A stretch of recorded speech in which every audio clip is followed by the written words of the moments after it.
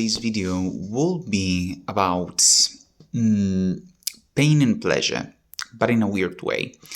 Because when you look at addictions, like I struggle with them a lot, and the first thing that you're aware of is the paradox. So you're doing something actively damaging you, but that gives you that pleasure, that security, that comfort that overrides the actual harms that the substance or the habit in general do provide. So the first thing that we have to learn, and that maybe a lot are totally unaware of, is that we are addicted not only to the substance of designation or the behavior that we are trying to fight with the addiction, but we are mostly addicted to a series of hormonal and learned responses. Because addiction is also a symptom of a nervous system, something that is not balanced within us. And this is also translated into a series of bodily adaptation, of biological adaptations. So we are not only addicted to a substance most of the time or to an habit, but we are also addicted to a series of stress chemicals, a series of unpleasurable chemicals, a state of fight or flight, survival. We are trapped in survival mode. And true healing cannot be done. It can be done, but cannot be allowed fully when you are in fear, because your body is constantly on alert and it doesn't keep the resources, it doesn't take time to actually think about some things.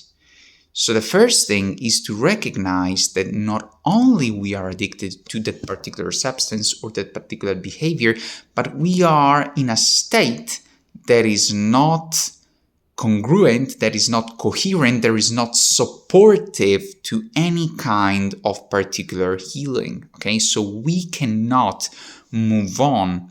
Okay, or it's very much a little bit harder. It's much harder, not a little bit harder. It's much harder to move from a fearful state in which you have an addiction to a state in which you don't have an addiction, okay, without first passing through some kind of rest and digest state. So the first thing that we have to recognize is that we are in a position in which our body chemicals are not completely supportive of the healing that we want to experience. And this is also a question of training. So you have become so addicted to this cocktail, to this flight or fight mode, to this frequency of fear, of worry, of anxiety, that your body is trying to keep itself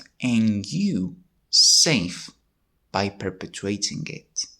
So the first thing to introduce is a calmer system, a calmer environment. There are many ways, of course, and I'd like to explore them. There are also molecules that enable, relaxation, natural and unnatural, of course. Maybe the unnatural ones, we all know what they are.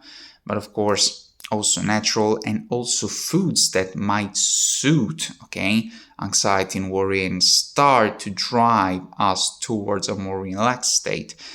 These are, of course, very important, especially if you have an acute disorder like chronic anxiety or acute anxiety disorder. You might want also to start introducing different foods and some supplements inside of your routine, inside your life, in order to calm down the whole biological mechanism behind it. But then we have to work on the psychological parts, the subconscious parts that promote this continuous flight or fight mode. Without that healing, I don't say that it's not possible, but it's not going to be as easy as when we are in a relaxed state. That's why Joe Dispenza meditations are so important, because they put you in some relaxed state. That also sets the Neville Goddard technique. You have to be relaxed. Flight or fight cannot, it creates discord in your frequency. It doesn't allow you to heal and experience more than just the basic survival instincts.